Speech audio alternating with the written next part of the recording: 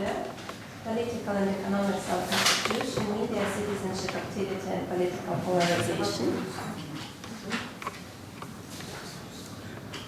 which is kindly hosted by Jesus and Psio.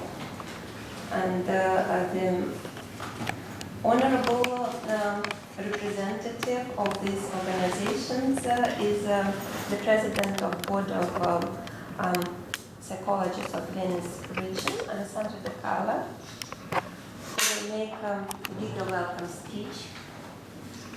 Welcoming this seminar here in the premises of these two wonderful organizations. Please, Alessandro. No, I wasn't getting up so that you could cook a little bit more. All right. So, Larissa, amica mia. Io mi devo spostare. È un porno, che è sta cosa? So, welcome everybody here. I'm extremely happy that we are all here. And I'm extremely happy that this year we are hosting this seminar. I think that the value of what we are doing is extremely high. I preferred this year to do an introduction and to skip the academic affiliation and just put the political ones, my ones, because this year I would like to point out the value of what we're doing that goes out of the academy and out of the research field. We started this seminar with Irina 7 years ago. Yes. Yeah. I remember more or less. In 2013. In 2013. Since 2013, many things have changed. I can say that these 2 years, 3 years, some could say 4 years, but definitely not 7 years, are way more scary than we used to live before. At least here in the so-called Western Europe, or Western world, if we count the United States as well. The thing is, we were entering in a world of freedom and joy and friendship and happiness in 1989. Then there was 2001. Then we started rebuilding that confidence in a better future. Then there was 2009. So when it's not terrorism, it's economics. So it seems that since when the world started to hope that it could be more united, more free to talk and to discuss, there's been an obstacle every now and then. And now we have a political situation that is completely unexpected, even for technical people. I speak with politicians on a daily basis. I can say, Elgin, tell me if you think the same. None of them have seen it coming. None of them have seen Trump coming. None of them have seen the Brexit coming. None of them have seen the rise of formations that I thought would go up over 80% of the voters, and now they're taking over countries with at least a long-lasting historical direction, let's call it that way. Italy is not immune to this fact. So I think that we are, I love democracy, and it's good that every idea is represented. Everybody must have the right of speech. They can elect whoever they want. But relativism is extremely dangerous. Even the past Pope, Benedict, wrote a lot about relativism. I'm not a big church guy, and that's why I love the previous Pope, because he was very much of an intellectual. I don't have anything against the popes in any case, but he was very much into relativism. If we fall completely into the total freedom, which is a philosophical, very valuable topic, then Hitler has the right to speak as well, together as Gandhi, together with Mandela, Mussolini. They're all in the same, they are all expressing their free will, they're expressing a vision of the world. But we must be able to understand that the vision of the world of Hitler is not the same as the one of Gandhi. They don't have the same value. Then, in a free world, we must try to bring a sort of educated thought into people so that they can choose with more elements. I mean, I'm not here for advocating stripping out freedom from people, but I'm advocating the fact that we don't speak enough of these topics. The fact that what we're doing here is still a niche field within psychology, and the fact that the political scientists didn't see it coming means that we need to develop methods, that we need to talk to people, that we need to be more and more and more inside the fields, inside the places where the things happen, and inside the processes. So I wrote these in my introduction. Here we are in one of the cradles of Western civilization, at least. I don't count in China, but we have, well, the official accounts say that Padua is the second oldest university. Here, Galileo's thought. We gave the first degree to a woman in history. We basically invented scientific method. The discussion about method of Galileo's was written here in Padua. The first faculty of psychology in Italy was here in Padua, and Copernicus studied here. We should feel very safe here in this city, talking about everything. But the truth is that I don't feel that so much, even here. That's a problem. The problem is that no place is safe. No ivory tower is so high that we can hide inside that in our studies in the academia and live happily and wait for the storm to pass. This is not going to happen. So I think that what we're doing here is a civic duty, and we must develop studies, and we must as well bring them out. One of our big faults as academics, because this situation is also our fault, is that many times we didn't want to go out. And let's be honest, sometimes with good reason. Talking to people is difficult. When we speak among each other, we understand each other. We can have different ideas, but we tend to explain them. We tend to discuss. Talking to people is horribly difficult. Sometimes it looks like they don't listen. They don't want to listen. Maybe they cannot listen. They don't have the cultural instruments to listen. So we get lazy and we say, oh, come on, stay there. We discuss about our topics between ourselves. And that's our mistake. That's why it's also our fault. And that's why this must not go on the way it did. So the thing is, I will propose two things today because, okay, the initial speech is interesting, but we need to give something concrete, something that gives us something to talk about later on. The first thing, as the board of psychologists, which in Italy is a public body, I know that not in every country is the same thing. It's not an association, it's not a private thing, it's a public body. So, representing the state, we organized a topic on a seminar on what we are discussing today, tomorrow, for the general public. We are going to have practitioners, we're going to have people interested, we're going to have politicians, a few of them are coming, they already told me. And I hope that when it's possible, this becomes a tradition of this seminar. Because I believe this is the 7th year. So this group is solid. Irina is rock solid. She's a train. So this group is going to go on. We have, after 7 years, we can say that this group is a reality.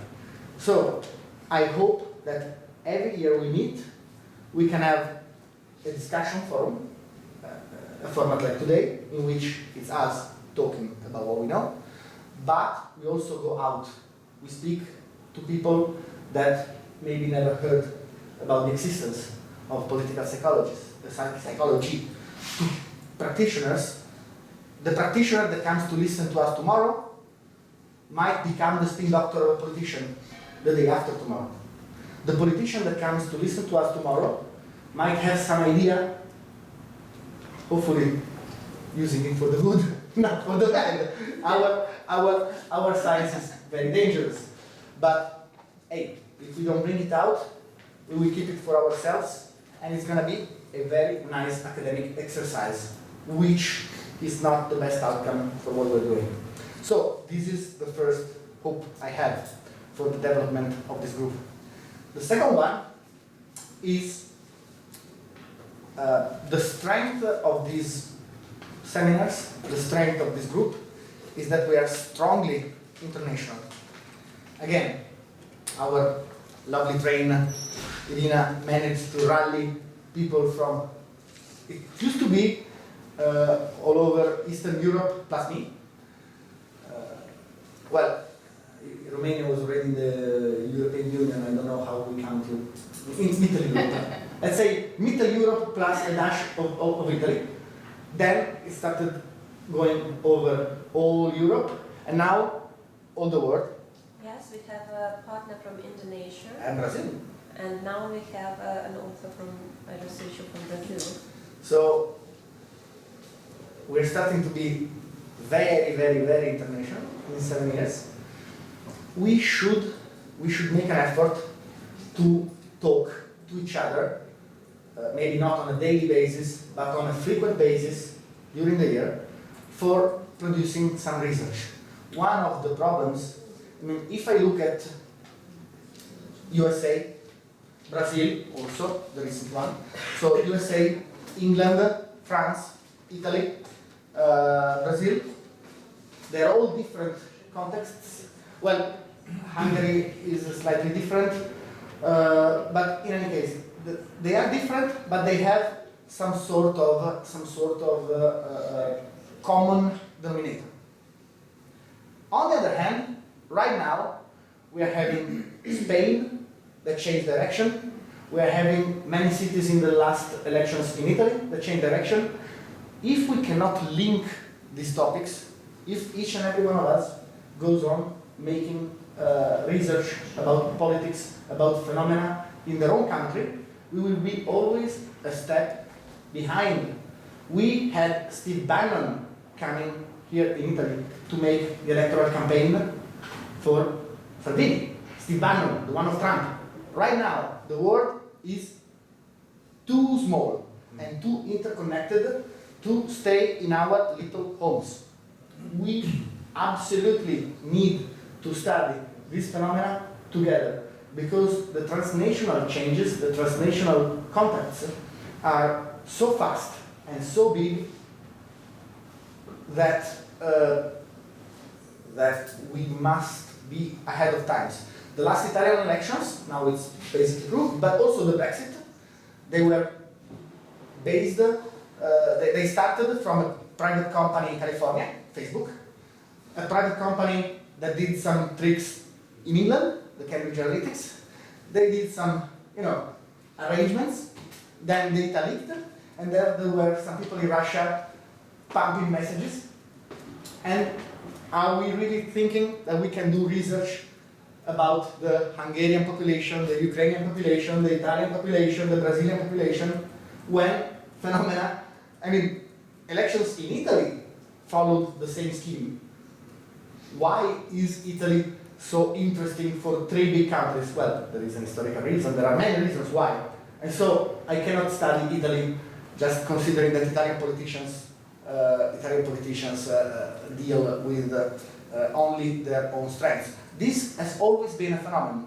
The president of the Communist Party in Italy, we can say that, but it's very much rumored that he used to go to the Austrian borders and get 2 suitcases full of money from the Russian Communist Party for the electoral campaigns. But that was it. I mean, it is important. It's useful for the communists. It used to be useful for the communists, as well as the Democrazia Cristiana used to have relations with Kissinger. But the scale was completely different. The times were completely different, much longer. The time in which another country could have an influence on another country were much, much longer. It's not comparable. So really, going out and present what we do to people that are not us is the first thing, and tomorrow we're doing it, so everybody's invited. Plus, tomorrow we're going to visit the Scrovegni Chapel, the Giotto masterpiece, after the seminar, so it should be also pleasurable. And we are in the city center, so we can have a little trip. It's always good to mix up a bit of pleasure, otherwise we become depressed, and it's no good. And and the second thing, let's interconnect much more, because these seminars always produce nice materials, books, but I see the same names going with the same names every year. So it's good that for the seminar materials we keep our groups and we give a contribution to the seminar materials. But during the year, if we can publish in journals all together, then we become some think tank to be reckoned with, and that's what I wish for this group for the future and for its development. I think that we have everything we need to do, everything we need for it, and I'm sure we can discuss it later during lunch. We're going to have lunch here. Least but not last, this evening I'm going to have the last but not least. It's morning! This evening I'm going to have the pleasure to invite you to be my guests for dinner. So we're going to have even more time in front of a glass of wine to discuss all these things, because we cannot just discuss them during the morning and during the day in a very serious environment. I'm very happy to host you, and I'm very happy that this seminar, I already know, is ready for the next year, and it's being prepared for the next 2 years. We have a lot of things to do. We have a big responsibility. We must take it, and I'm sure that we can do it. So, happy seminar, enjoy, and I'm looking forward to listen to what we're going to say and to what Irina is going to introduce us now, because she's the scientific chairman and lovely dictator of this group. Chairwoman Alessandra. Oh, yes. The last time you visited Ukraine, you was so kind to call me Silver. Silver. No, that was lost in translation. Okay. That was very much lost in translation, and my English is horribly rusty right now. So, Yeah. forgive me for everything I said that could have offended genders, races, animals, or whatever. Eh? Yeah, everything. You offend me with one of your expressions this morning. Which one? One glass of wine. What? One? The glass is one. One? The glass is one. Ah, the same Same glass. More time. The same glass. I forgive you. I know. Now I forgive you. Evan, I mean, let's go over the steps. I know that you break the glasses after you drink, so we don't do it anymore. Yeah. Just very late in the night. We don't do, the glass stays there, the wine changes, so Okay. it's gonna be happy. Irina, thank you. Before we start joking, except the jokes and stuff, I need to say thank you to Irina, because if we are here after 7 years, is only because of your strength, of your determination, of your willingness to bring us here all the time and to keep us united. So thank you, thank you, thank you, thank you very much.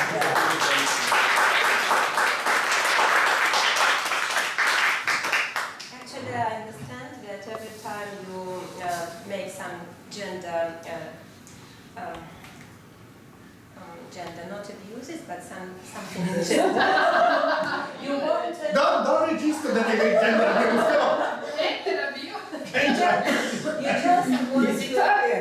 You just want to underline character of a person. It could worse and worse and worse. I don't beat the dogs. Yeah, you don't beat the dogs yet. And after what Alessandra told now about the development of our seminar and direction of its development is going out after discussion in our small company, it's a wonderful idea. But I have one more idea which we implement this year. This recording of our seminar and also materials of our seminar will be provided for master students in Ukraine at University of Educational Management, and it will be included in the course of psychology on one of the departments. So I hope that it will be successful, and if somebody is interested in their countries to do something like that, to include these materials for master students, it is very welcome. Because here, today, there are researchers from 6 countries, if I calculated correctly.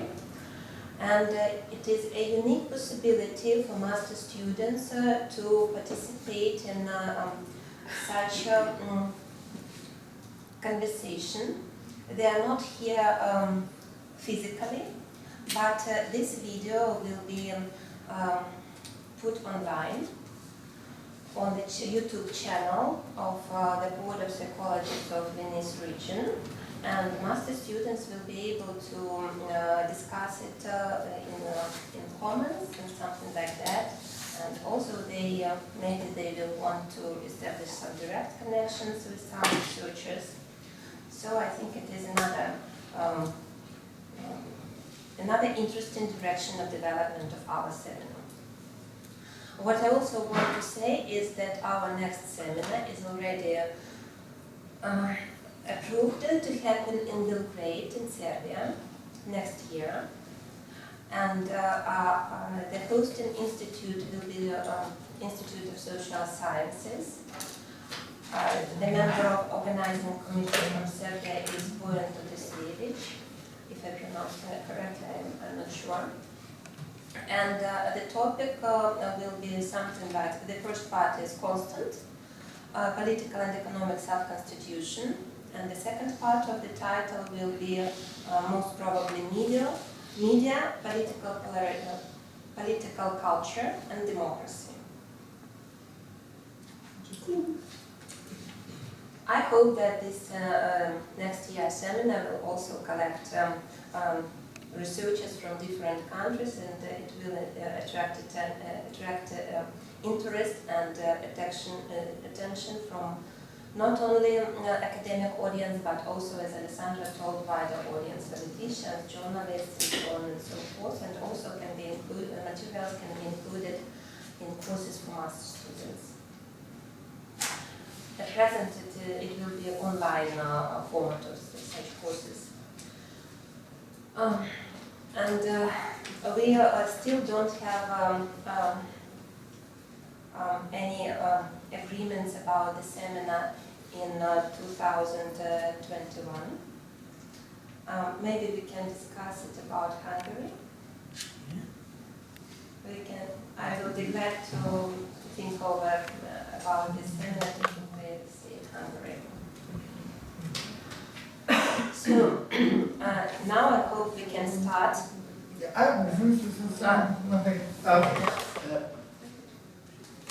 We're all coming to dinner, right? Nobody had any other arrangements? How How many will be voted?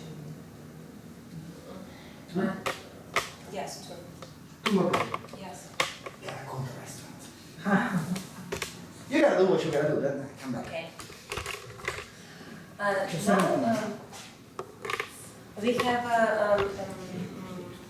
we have change in program due to technical reasons. Two presentations from the part before the lunch will be transmitted to the part after the lunch because we will need to change computers for Macintosh. And that is why in the first part, if we have time for two different presentations, because we started a bit later, the presentation of the art of Shevashtankevich will also be in the first part. And what else? Maybe Eugene or Ernesto, but we will see. Yeah, no problem. We will see about how much time we will have. Maybe I will need more time for my presentation.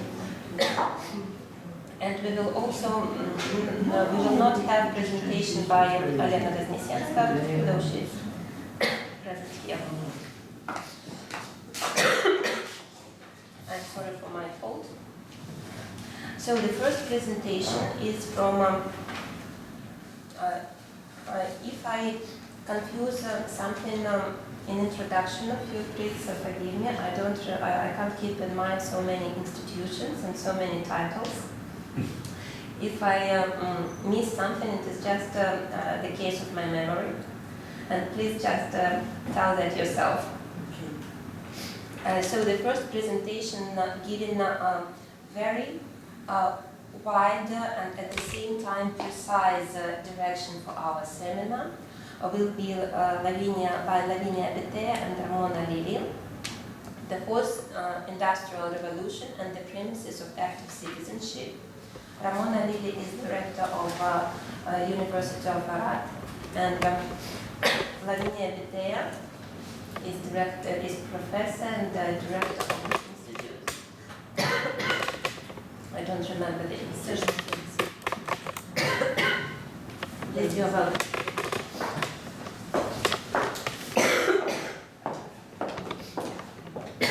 Hi everybody, thanks Ilya for the invitation. We are from Romania, for the University. My colleague is the director for the Research Institute Serge Moscovici. She's a doctor under the Serge Moscovici. She works with him, and in this case, our university decided to put the name in the Institute for Research Serge Moscovici.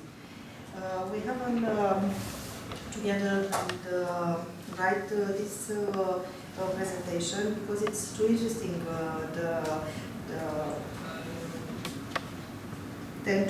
This group, political and economics, self-constitution, media, citizenship, activity, and political polarization. I am a doctor in management, and my colleagues are a doctor in psychology, and together make this presentation, the fourth industrial revolution and the premises of active citizenship. If it's possible, I want to stay and speak for this presentation. In this case, yes, all is perfect, no? Yes. Yes. The 46th edition of the Davos Economics Forum back in 2016 has announced the beginning of a new age, that of the fourth industrial revolution. By this concept, it's for the economist Klaus Schwab in this forum, in this edition to the Economics Forum. In this case, the symbol for this, it's like Sophia. You know, it's the first humanoid robot to have citizenship. It's not usually, but that's it. That is the future. It's active citizenship with the state's framework still forgot, This is the good questions. And in contextual clarification from this presentation is those who are involved and shall live within this fourth industrial revolution belong to the digital native generation. Have a problem?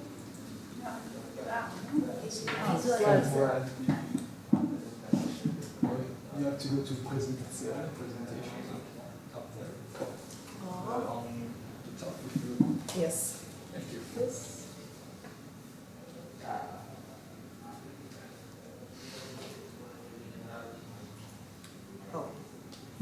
Oh, yeah. Better.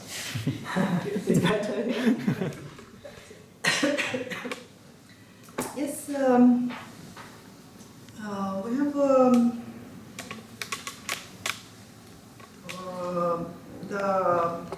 those who are involved and shall live within this fourth industrial revolution belong to the digital native generation, who were born and raised in an environment defined by virtual communication, says Mark Prensky in 2001. Children born between the end of the 80s and the beginning of the 90s, who are socialized in the environment impregnated by digital culture, internet, web, PC, social network, video games, and smartphone. However, this generation was socialized by parents and tutors who belong to the digital immigrant generation and who were familiarized with virtual communication and technology later in his life. So how do these young and not so young people live within the digital culture? This is a good question. And in our presentation, the following offer a short overview of the characteristics that allow the predictions about the future. We have in this part 5 points. The first point, it's more points change for the one generation to the other. Digital immigrants. Although so close in time to digital natives, show ambivalent attitudes toward this first generation of successors. And this is have two points. They are accused of and live inside a culture of illiteracy, as exhibitions, celebrity, offset, internet, and shopping depends. And another point, it's for more generous, some family representative acknowledge the first generation of successor and as the most connected generation. They are more about each other than we do. They are simply better. Tell Mr. Smith in 2008. 2 points, it's economic behavior and attitude.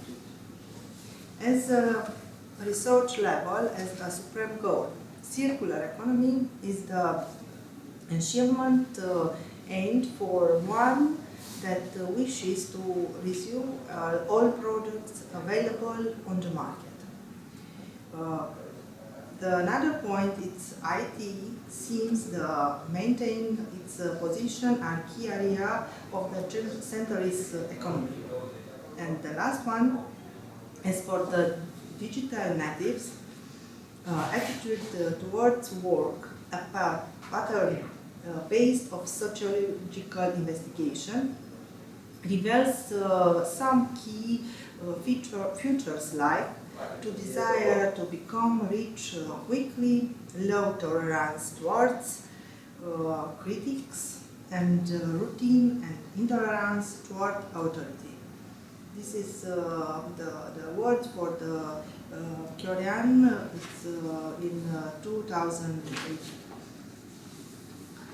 The 3 points, it's the versatility of a new participatory culture.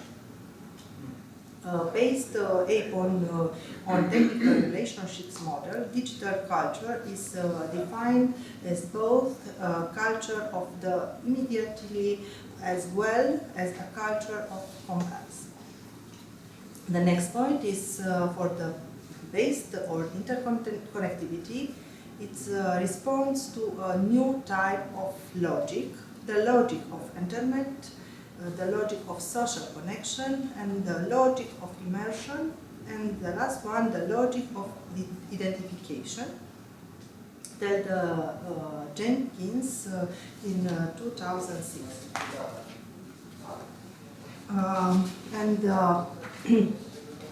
The last one, it's this point. It's for the individual tendency from a psychological standpoint is to only assimilate information that is on accord with his or her own vision and preconceptions. The virtual groups she and he belongs to is a comfort bubble as his maintenance becomes addictive. The fourth point is very important because it's the virtual socialism and social political risk. This is the point very important for our discussion because it's referred to the digital natives are something referred to the generation Facebook. The individual's addiction for his or her comfort bubble allows for large-scale manipulatories with the aid for democratic mechanism. This is the point in our discussion because it's very dangerous. It's very dangerous for the young generation. The democracy for information and the globalization of the individual both allow an infinite amount of interaction on a global scale and include elements of propaganda in addition to facilitating terrorist network communication. This is very, very dangerous for the next generation and for our futures, unfortunately. And the same is the fake news. It's the same to the dangerous for us and for all the world. The press is often overwhelmingly comforted with the reality of fake news, also known as post-truth. The diminishing rules of here actions influence and the very fabric of citizen identity. A less structured system for directed towards solving specific problems have 2 problems: changing ways and means of cooperation, mainly by replacing paper-based documents with digital forms. And the next point, specific problems for this, it's openness toward contributors from outside the organization and public policy system for shorter periods. The next point for this, it's hyper-connectedness and psychological mutation. IQ test results have constantly improved during the last century of direct effect of education and urbanization, Greenfield 2009. However, from a psychological standpoint, digital natives undergo change of the neural network. This is, we have four points here. The recent studies have shown that distributed attention has increased in direct contrast to their ability to focus for members of this generation life under the illusion of a safer vapor and of a safer path. The 2 points is an excessive preoccupation for their own person determined the nickname for the generation me, as well as the qualifier of the most narcissistic generation ever, unfortunately. Quantitative data analysis review the narcissism as a personality disorder is their time more frequent with young adults, age 25, compared to 65 years old. If in 1980, 90% of evaluated students provide narcissism traits, and percentage for this reason now it's 30. It's so big for this generation. And the last one, and not lastly, the risk of addiction, sleep and nutritional disorders, hyperactivity and attention deficit has also increased specifically and is present with children of crazily young age. And our conclusion, and for this presentation, it's this tendency from the age of the digital natives and down of the fourth industrial revolution are and will continue to be unavoidable variables for the researchers involved with the social humanists. Thank you.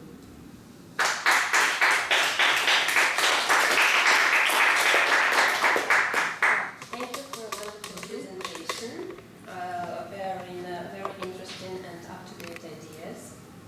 And I would like to open the space for discussion. If you have questions. Thank you.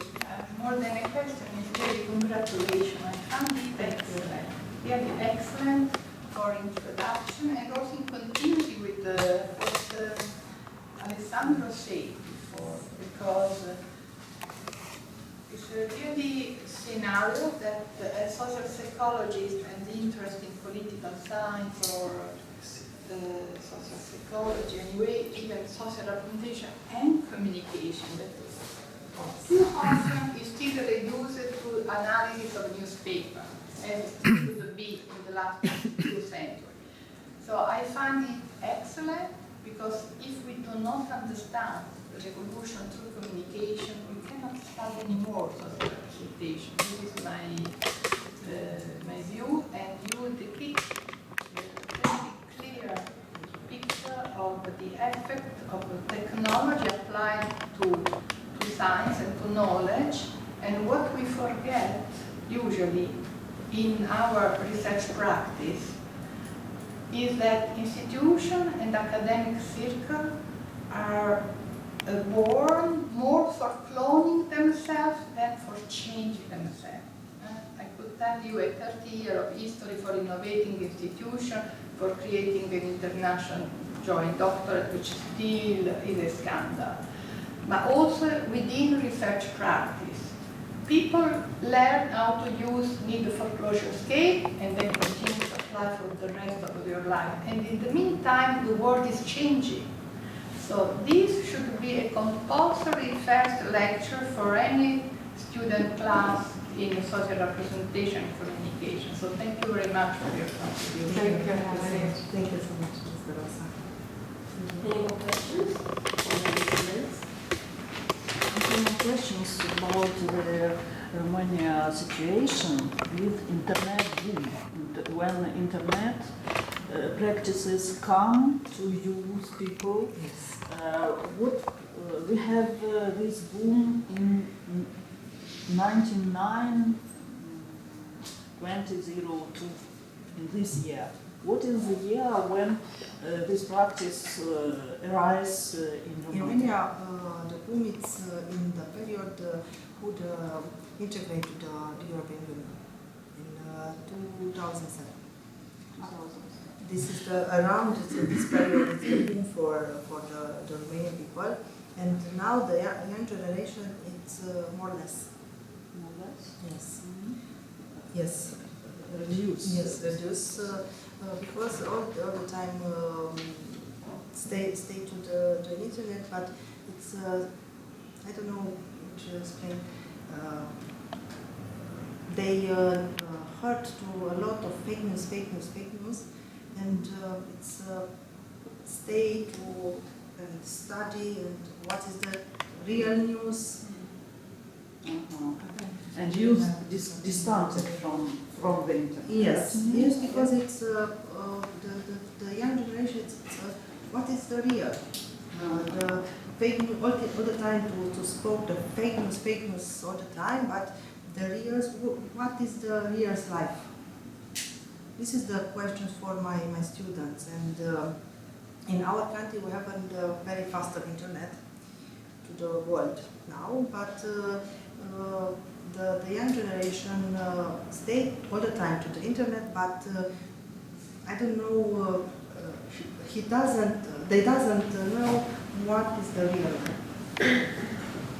This is the questions for my students. What is the real life? Just a bit provocative question.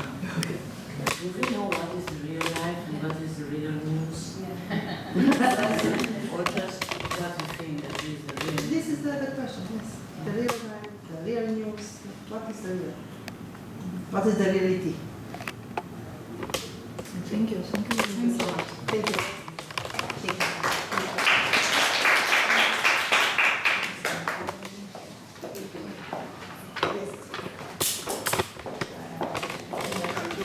This is the question. Well, next presentation will be mine, and I will present myself with this certification first now. I have 2 jobs, and I'm fond of having these 2 jobs in both organizations are inside National Academy of Educational Sciences of Ukraine. One organization is Institute for Social and Political Psychology, where I'm a senior researcher of the Department of Mass Communication and Media Education.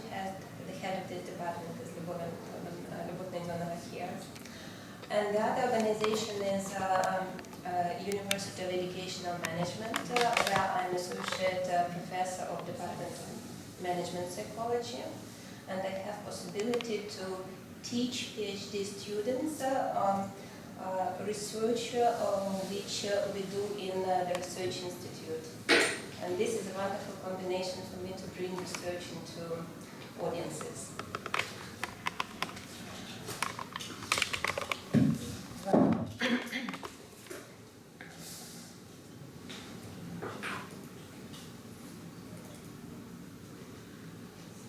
My presentation opens in some different program, not PowerPoint. That is why it is a bit strange. The title of my presentation today is Trust in News Media, Citizenship Activity of Resistance and National Identity of Ukrainian Adolescents. Full screen. Full screen.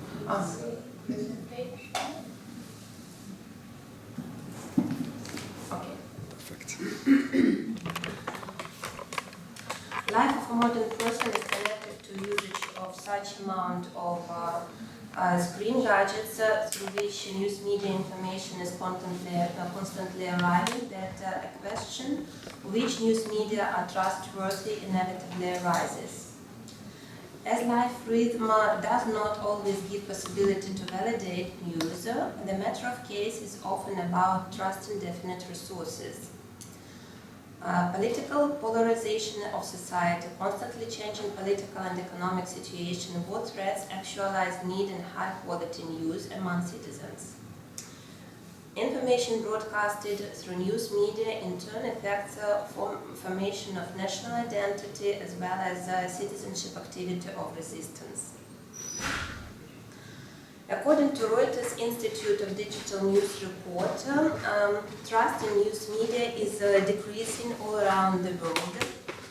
But unfortunately, this research was not conducted in Ukraine. Though Metcalf conducted another research in Ukraine, and she points out that journalists, editors, and owners of media houses have largely lost their role because of significant change in media consumption.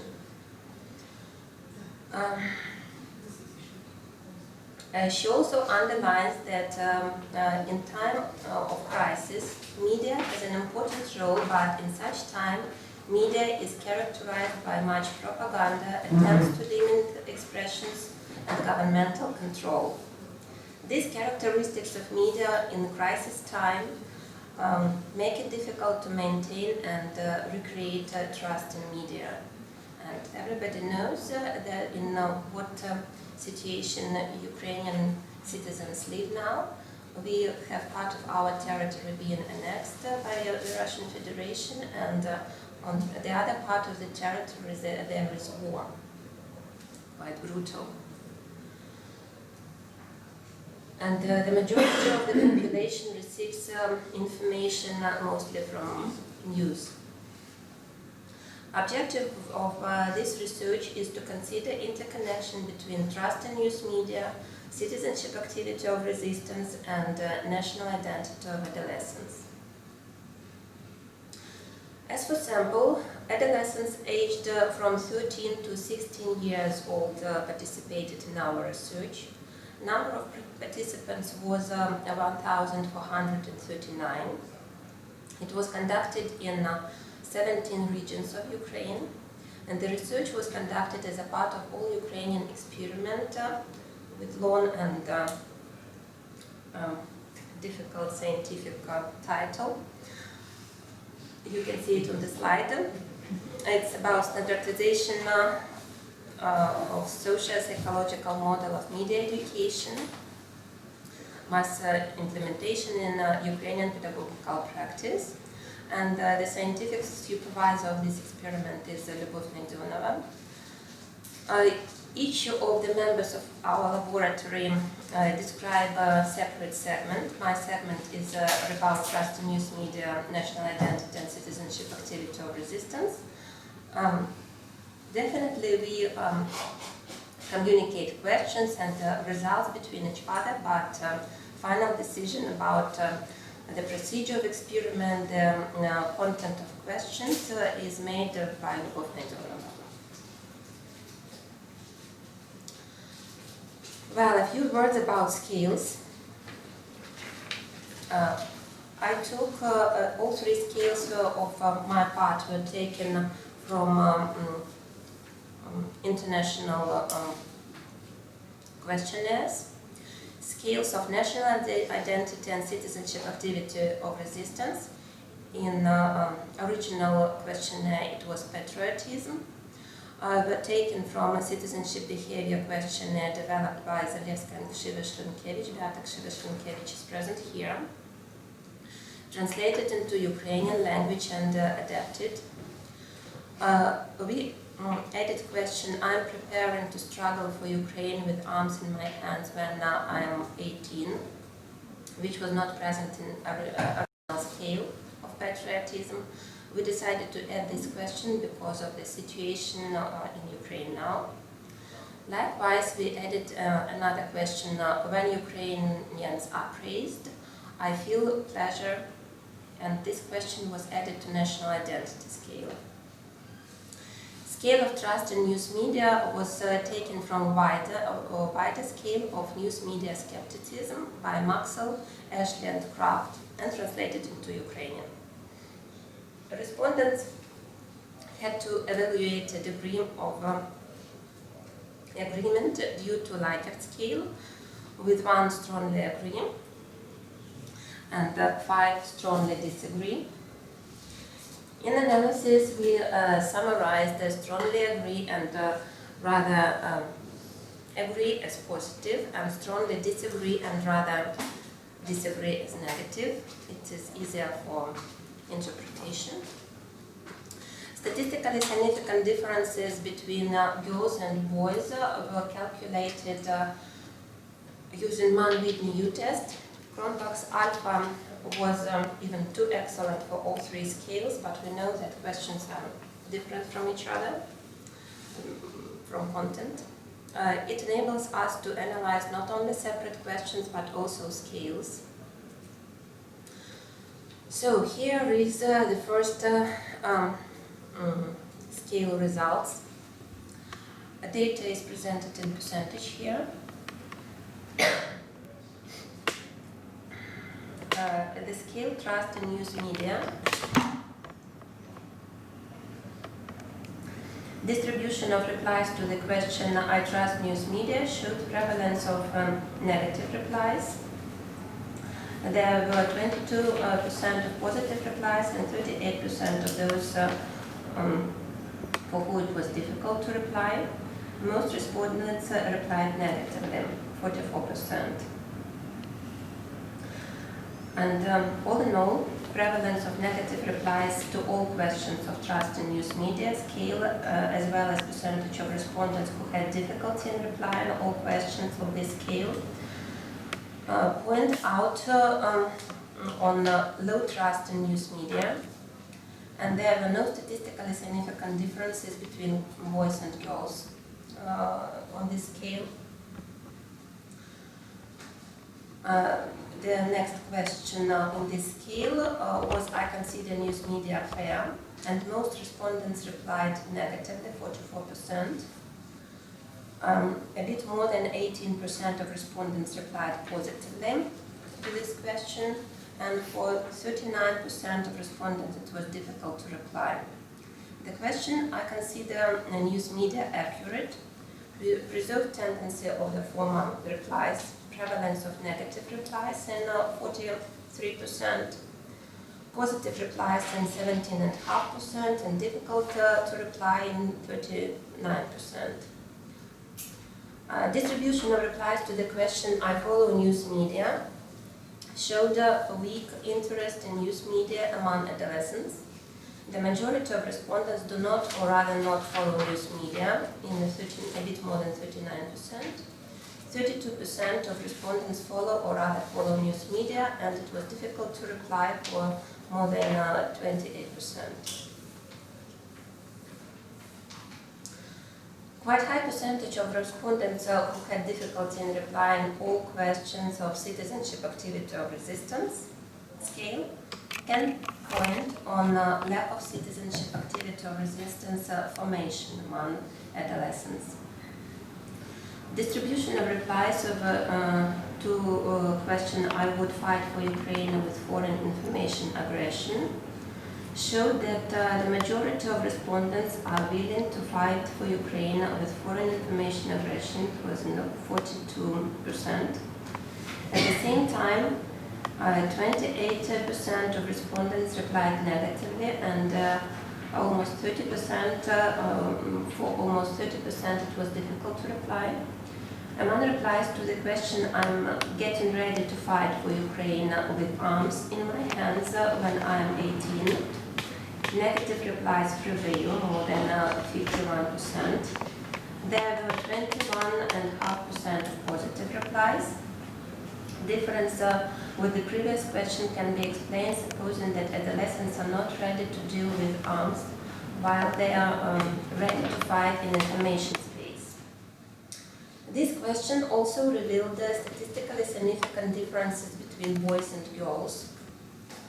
Naturally, and also according to gender stereotypes, which are not only stereotypes, probably. Sometimes girls less than boys are ready to take arms in their hands to fight. Such readiness is expressed among 16% of girls and 28% of boys. Replies to the question, I'm ready to join a resistance movement, for example, by distributing leaflets in the face of foreign threat, showed polarization between positive a bit more than 31%, and negative 38.5% of replies, as well as quite a high percentage of those having difficulty to reply, 30%. Likewise, the question, I would participate in demonstration in support of Ukraine in the face of foreign threat, showed a polarization between positive, a bit more than 33%, and negative 35% of replies, as well as quite high percentage of those having difficulty in replying, almost 31%. The scale national identity. Prevalence of positive replies to all questions of national identity scale show high salience of national identity among Ukrainian adolescents. The least high percentage of positive replies, still almost 62%, is connected to importance of Ukrainian trident symbol. The highest percentage of positive replies, 77%, is connected to feeling of being a citizen of Ukraine. Distribution of replies to the question, I have a sense of national, of Ukrainian identity, showed that majority of adolescents, 77%, feel themselves citizens of Ukraine. Almost 11% of adolescents replied negatively, and it was difficult to reply for a bit more than 12%. Statistically significant differences between girls and boys were revealed. Girls were more often than boys replied positively in 79%, than boys in 74%, but still both are quite high. At the same time, there were less negative replies among girls, a bit more than 8%, than among boys. Among boys it was 13%. Probably such differences can be explained with emotional component in the formulation of this question, on which girls reacted more than boys, but it is only assumption. Question: when Ukrainians are praised, they feel pleasure.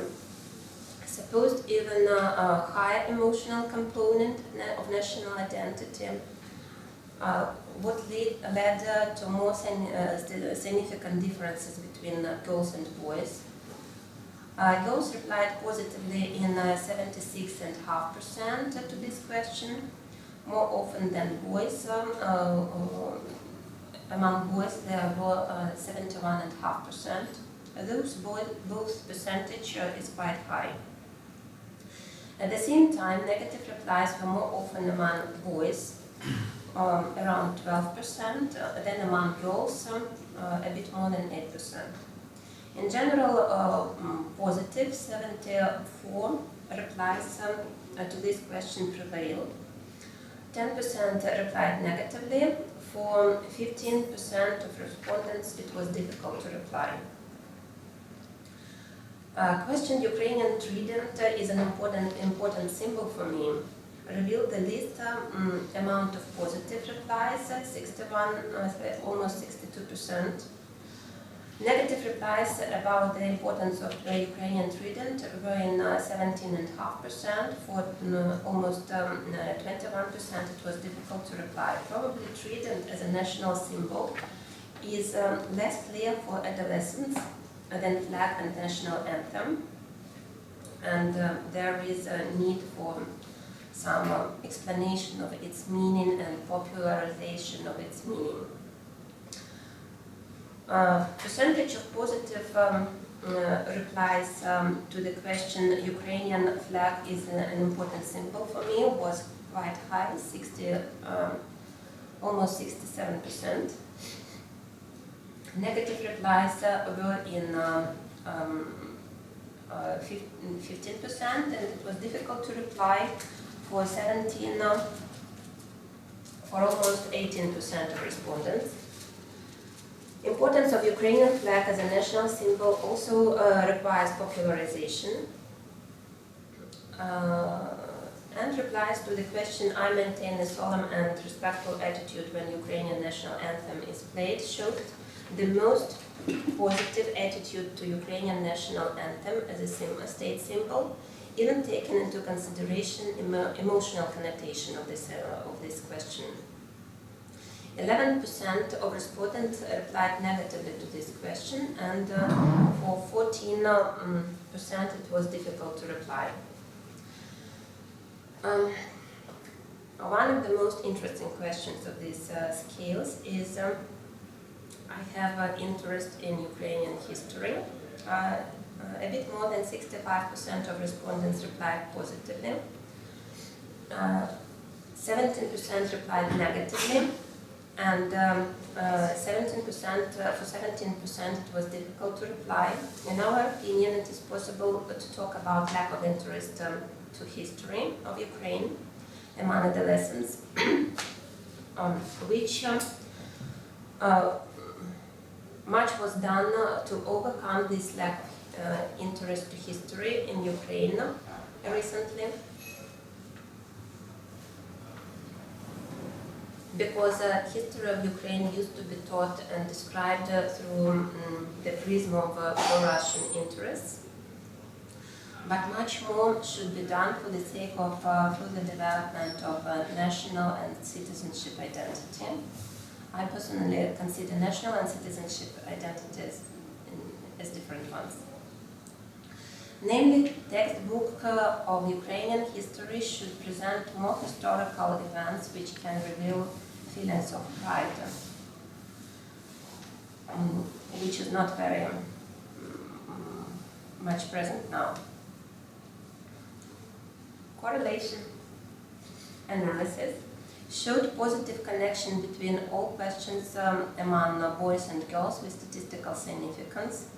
That is to say, the higher the level of trust in news media among adolescents in Ukraine, the higher citizenship activity of resistance and salience of national identity are.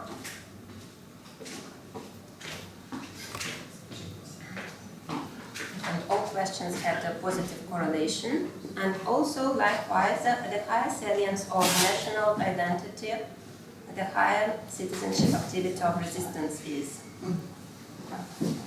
So, despite all critics towards news media in Ukraine, it is possible to conclude that news media activity leads to increase of national identity salience and citizenship activity of resistance among adolescents.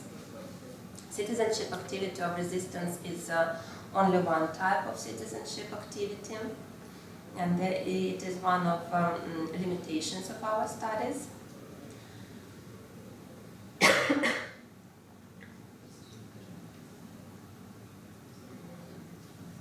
And the other limitation of our study is that we measured trust to news media, not trust in society. And that can explain differences with other studies about trust and citizenship activity. And I would like to reveal Warren, who points out that democratic politics thrives on mistrust, which is quite topical for Ukraine now, and not only for Ukraine. If you give me 5 more minutes, I would like to say several words about current situation in Ukraine. I put it in the end in case there is time. In the period of Euro-integration transformation, Ukrainian society is on such a level of opinions polarization regarding reforms in all spheres that success of reforms and development, economic development among others, largely depends on trust in governmental institutions, authorities, mass media, business partners in Ukraine and internationally. Prosperity of a separate person, a separate business, and every country largely depends at present on who want to deal with us. Without partnership, prosperity is absolutely impossible at present. Economic development is directly connected to such socio-economic concepts as trust, social capital, and citizenship activity. Distrust in government is strongly connected to degree of corruption and leads to different types of citizenship activity. Each representative of government is responsible not only for direct consequences of his or her actions in the nearest future, but also for consequences in long perspective. Distrust in government in extreme forms can lead to separatism and loss of state territories, what happened in Ukraine now. And it is my personal opinion, which might not be shared by official opinion of organizations where I work. But I strongly believe that behavior of definite representatives of governmental institutions, for example, prosecution in Crimea, largely affected readiness for of local population for what has happened. What I mean is that need for security is one of our basic needs. And when representatives of governmental structures like prosecution, police, court violate this need, it opens space for manipulation, which was used by the Russian Federation. So I see the connection also with responsibility. That is to say that corruption of Ukrainian institutions, which had to provide security for citizens, invested, also contributed into this situation of annexation. So partly responsibility is also on corrupted bodies such as prosecution, state security, police, and so on and so forth. Unfortunately. One of the functions of citizenship activity is control of corruption and corruption behavior, which undermines trust and social capital necessary for economic development. Over a long period of time, level of corruption in Ukrainian society has been quite high, and corruption behavior became nearly normative. Change of such normativity of corruption behavior is a necessary condition for further economic development of the state. According to the results of the research annually published by Transparency International, position of Ukraine in world corruption rating has been constantly but slowly improving since 2014. What experts of Transparency International connect to reforms. At the same time, pressure on activists and journalists intensifies with such extreme forms as murder. For example, Katerina Ganzuk was murdered, which remain unsolved. Recently there was court on assassins of this murder, but still the case was not qualified as a contract murder. It was qualified in some different way. And assassins didn't name those who ordered this murder. And among neighboring states, Ukraine's position is better only than Russia's. National Agency of Corruption Prevention, together with Transparency International Ukraine and other organizations, conducted sociological research on level of corruption in Ukraine in 2017. The results of this research are presented on official website of National Agency of Corruption Prevention. And this research covered 2,585 respondents in 5 regions of Ukraine and showed the highest 4 scores out of 4 scores level of corruption perception in the following spheres and institutions: courts, parliament, prosecution, customs, taxation service, political parties, medicine, state security, police, president of Ukraine. It is 4 out of 4 possible. This perception of level of corruption among citizens is already undermines state security and opens space for manipulation. The same research revealed main reasons of unreported cases of corruption. Despondency in effectiveness of such reports, 45%. Distrust in bodies which should prevent corruption, 32%. Justification of corruption, 19%. And other reasons, 14%. Question about behavior in situation of bribe distortion showed the following results. Absence of corruption report in 84%, report without regret in 7%, and report with regret in 3%, refuse from the reply in 6%. And everybody knows that those who report corruption can have negative consequences of these reports. Formation of intolerance to corruption in society and enhancement of trust in government were included in anti-corruption strategy 2015-2017, approved by Cabinet of Ministers in 2015. But unfortunately, anti-corruption strategy of 2018-2020 was not approved and remained a project. In conclusion, I would like to point out that besides anti-corruption reforms, changes in perception of corruption among citizens is required. And understanding of its consequences for every citizen and society in general is one of the steps towards changes in corruption decision-making and corruption behavior. That is why inclusion of corruption behavior topics into scientific discourse and educational programs can contribute at least on psychological and social level into changes in perception of corruption. Still, it is the part of academics who can do that, and the other part is whether anti-corruption courts work correctly. And in Ukraine, they still don't work correctly. Thank you for your attention.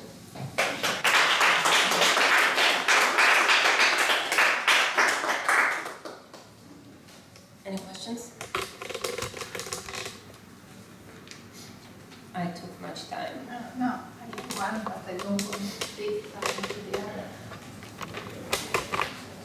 May I? Yeah, sure.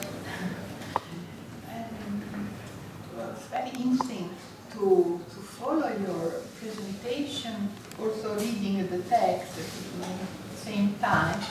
And in the text, the last slide on the current situation in Ukraine, from which I wanted to have a reply to my question without intervening, were missing.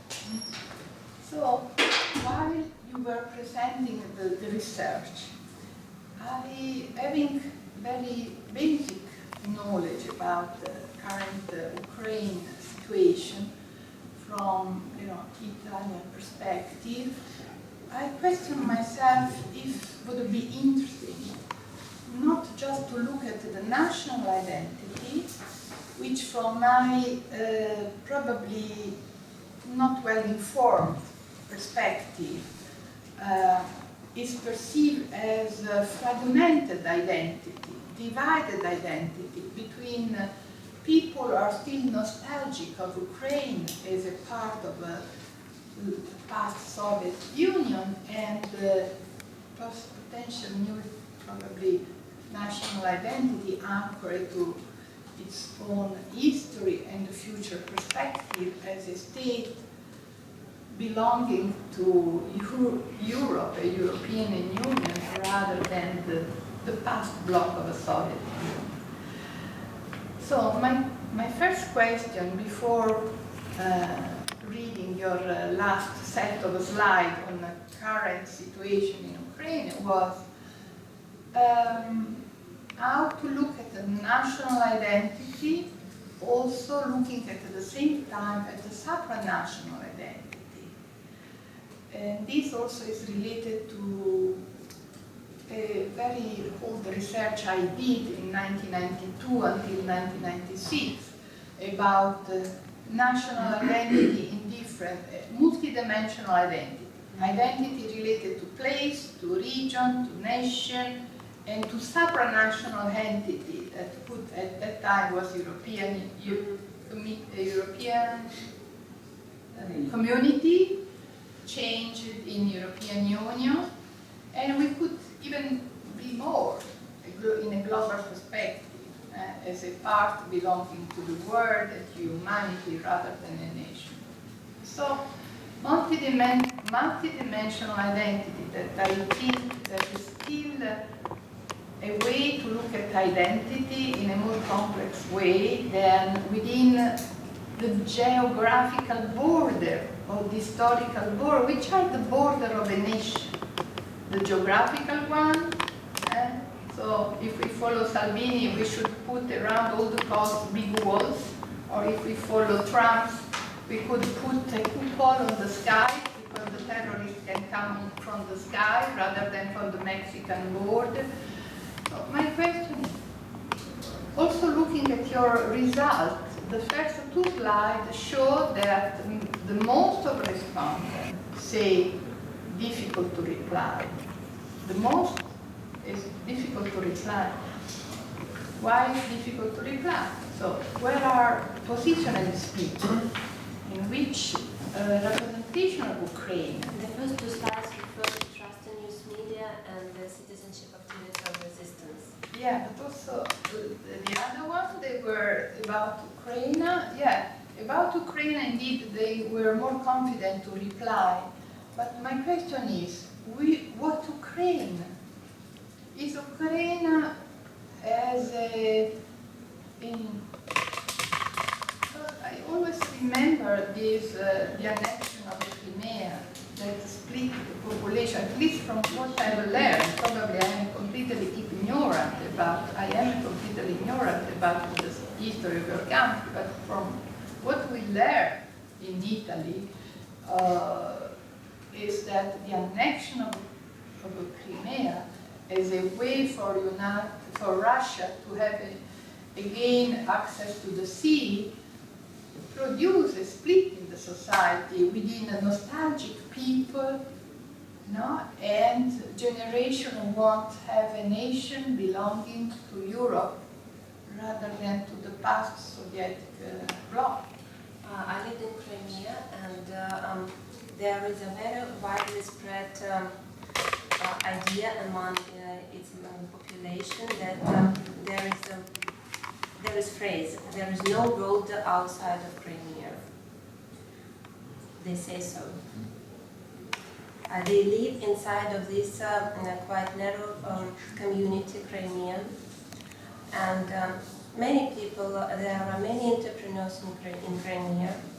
They were very unsatisfied with what prosecutors who were sent to Crimea from other regions of Ukraine did in Crimea. What they did in Crimea, prosecutors, was much worse than what local organized crime did to entrepreneurs. For example, entrepreneurs have to pay prosecutors for letting them work 7 times more than they had to pay to organized crime. Yeah, but your research sample, if I understood, is a national one, no? It is not connected to research samples. No, I mean, the research that you presented is about... The research was not conducted in Crimea. Crimea was not included in these regions because it was technically impossible to ask questions there. Yeah, but the Crimea question touch also the general population in Ukraine. Sure. I know a little bit from the home assistant for my mother, a generation of Ukrainian people, and I perceive something from the history of through their perception. They were very nostalgic about the Soviet Union and very critical about European Union. So I had to combine the information I get from the news, from reading, and the experiential narrative from these people. And there was much Russian propaganda in Ukraine. Yeah. But Ukraine did nothing to prevent this propaganda. And also I would like to add that not only Ukraine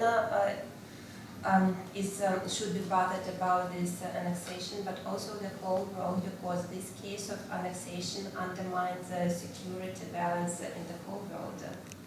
If it happens in one country, it undermines all the world, and it is very close to Europe. For me, it's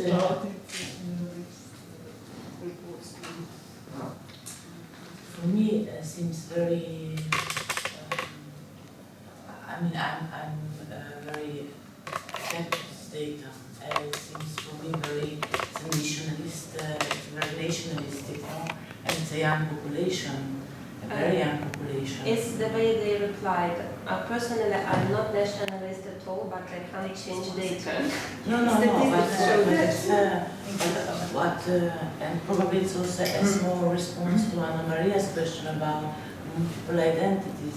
That I think it's kind of reflection of conflictual areas, no? That nation identity is strongly activated, and this is what this young population is presenting. I mean, 15 years old people, no? Yes. That say that they take armies to go to fight for the nation. But it is not about nationalistic, this is about patriotism, this is something different.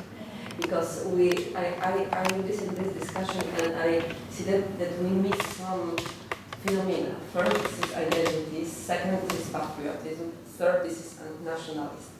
So these phenomena are separate. As I understand, Irina talked about identity and patriotism. This is something different than nationalistic. Nationalism means that my nation is better than your nation. And this is something, what values, I mean, what value the things, but it doesn't... Patriotic means the same. I love my country is the best. No, it is not the same. If I can love my country, but I can it's not no, better, that is not better than other. It's something different. Yeah. For some people it is the same, but not to everyone. So we must be careful with missing this.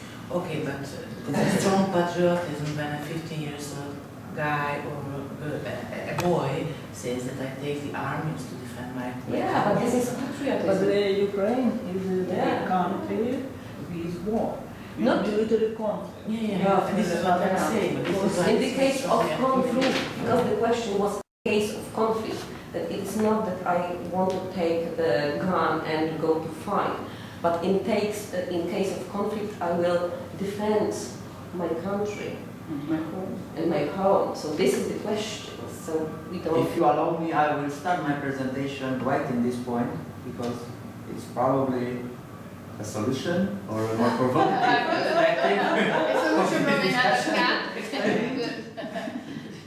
but this is very easy-going way to miss these things, but we need to be careful with interpretation. I agree, that's why not listen to Ergen, because he says that it's got something. Actually, according to program, I offered Beata to be the next, but now I think I should lose control and let him to because he is very determined. If he's determined. Your people like you, like us, will think about this kind of decision. Okay? So 50-50, 50-50, 50-50, extraordinary, 50-50.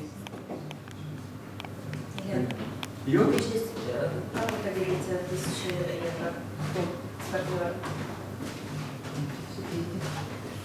50, 40, okay. 60-40. 60-40. 60 for me and For 40 you, for... okay. 50-50, okay. 50-50, okay. Sorry, I know this answer because I wrote a book about it. I did international research and I have a book You are too about expert. You are too So I know expert. that. But you don't need to know the answer. You need to think yourself, No, how do I split it if the case? The answer is in the book. I give you answer. Your If- answer. I give you Just answer. the number. If. No, I'm sorry. Just the number. Without any if. Your number. 70-30 for me. 70-30 for you. The Okay? expert. 50-50. Okay? And you? I take 0, You take you have 100. 100. Okay. 0 for you and Yes, 0 for me. even if it was 100 euros, even if it was 100 euros. 1 million euro. I know this task. 1 million euro.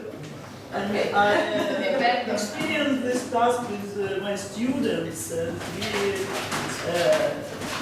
have the answer. Why we are discussing this kind of childish game regarding voting behavior, for example, and democracy and national identity and whatever? Probably because we try to see how our brain works when it's in the framework of this deciding something. Okay? Let's imagine that, not let's imagine, that's the truth. Democracy means decision, political decision, right? Somebody who proposes you something and say, okay, this is my proposal, this is Irena's proposal, and somehow you have to decide which one is better for you. Okay? What is that? Because 4 or 5 centuries before, a French guy called René Descartes invented what we call today rationalism. That means, you know, we have the capacity to extract information from our environment, to weigh it out, and to decide the better option for us. Okay? So, let me tell you that my field of expertise is economic psychology and games theory. That means we play at the border between economy and psychology, and we play at the border between you know, general fundamental science and applied science. And our main scientific method is experiment. Okay, so we draw our information and our conclusion from experiment and from cognitive research, like decision assisted by LMI or fMRI, just to see how the brain works when we weight the information. Okay, what is so important is the data being a very well-known economical interaction, because at the basis of our West European behavior, it's so-called rationality. What means rational paradigm? That means we are able to take the best from a situation, from ourselves. Okay? That's rational. And this is the fundamental idea behind capitalism, and behind democracy, and behind social institutions that we have today. We have the capacity to do rational decision. Okay, let's see what is the best decision for the proposal in this case. Okay? Can I tell you something? Yes, Before you give us an answer. Because personally, I don't believe that our choice are always a rational guide. But the problem is when you define which is the best, depends on which set of a value you put the best, which is a moral indicator in certain sense. Because if for me, money is not at the top of my value. We don't care about money. No, because you use money. You are using money. We have a reason to use Sorry, money. I need to clarify something because you didn't tell one thing what is important for rationality of this choice. Because if I propose something to you, you need to accept it or not. If you accept my choice, we both get. But if you don't accept, We both because We both lose. Lose, yes. So the rationalism is that I need to propose you this amount of money that I can, it is a guarantee you accept it. So this is rationalism. Because if condition to get money is your acceptance, it is rationalism to offer you such amount of money you accept it. Because then they get both the money. But the question started that... Yes, but you didn't tell about it, but it is the crucial point for rationalism. I didn't tell you because it's not true. Sorry. It's not true. It's just a psychological view of the life. In fact, rationally speaking, if I am the receiver, what is best for me? What are the solutions for me? Let's imagine that I am the proposer and I am offering you any amount of money different from zero. This is irrational. No. Let me clarify that. No. Let's imagine that I offering you just €1. I say I will take 99 and you take €1. What is your... You will say to us the solution to the problem of nationalism and patriotism. A little bit, yes. Because I think that before discussing a lot of things like phenomena, we have to go back and to see what we are like people who decide. Okay? Because